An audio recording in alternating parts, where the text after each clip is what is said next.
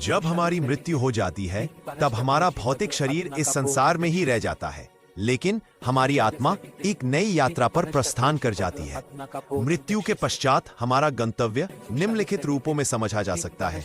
हिंदू धर्म और भारतीय दर्शन के अनुसार मृत्यु के बाद आत्मा का पुनर्जन्म होता है। यह पुनर्जन्म हमारे द्वारा किए गए कर्मों पर आधारित होता है। हमारे अच्छे कर्म हमें उच्च लोकों या श्रेष्ठ योनियों में जन्म प्रदान करते हैं, जबकि बुरे कर्म हमें निम्न लोकों या कठिन योनियों में ले जाते हैं। इस प्रकार आत्मा जन्म और मृत्यु के चक्र में बंधी रहती है। यह चक्र तब तक चलता रहता है जब तक आत्मा अपने सभी कर्मों का फल न भोग ले और मोक्ष की प्राप्ति न कर ले। मोक्ष प्राप्ति के बाद आत्मा परमात्मा या ब्रह्म में पूर्ण रूप से विलीन हो जाती है और उसे जन्म मृत्यु के इस चक्र से मुक्ति मिल जाती है। मृत्यु के तुरंत बाद आत्मा सूक्ष्म शरीर को धारण करके प्रेत योनि में प्रवेश करती है।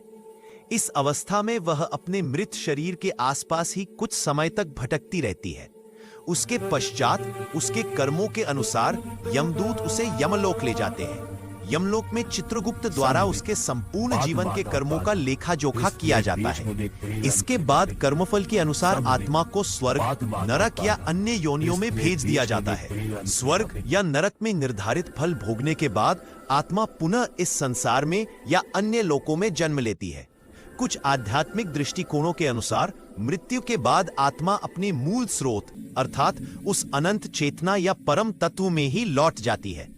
मृत्यु केवल भौतिक शरीर का अंत है। आत्मा स्वयं अविनाशी और शाश्वत है। यह न तो जन्म लेती है और न ही कभी नष्ट होती है। इसलिए मृत्यु के पश्चात आत्मा उस शाश्वत सत्य या परम चेतना में ही विलीन हो जाती है, जो संपूर्ण सृष्टि का आधार है। इस प्रकार जब हम मरते हैं तो हमारा भौतिक शरीर इस संसार में समाप्त हो जाता है, किंतु हमारी आत्मा कर्मों के अनुसार विभिन्न गंतव्यों की ओर प्रस्थान करती है।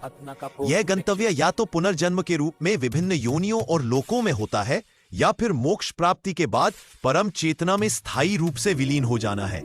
संक्षेप में कहे तो मृत्यु के बाद हमारा गंतव्य हमारे कर्मों पर निर्भर करता है। यह यात्रा या तो जन्म मृत्यु के चक्र के रूप में निरंतर चलती रहती है, या फिर मोक्ष के माध्यम से उस अनंत और शाश्वत सत्य में समा जाती है। मृत्यु शरीर का अंत है, परंतु आत्मा की यात्रा समाप्त नहीं होती, बल्कि वह एक नई अवस्था या लोक में प्रवेश कर जाती है।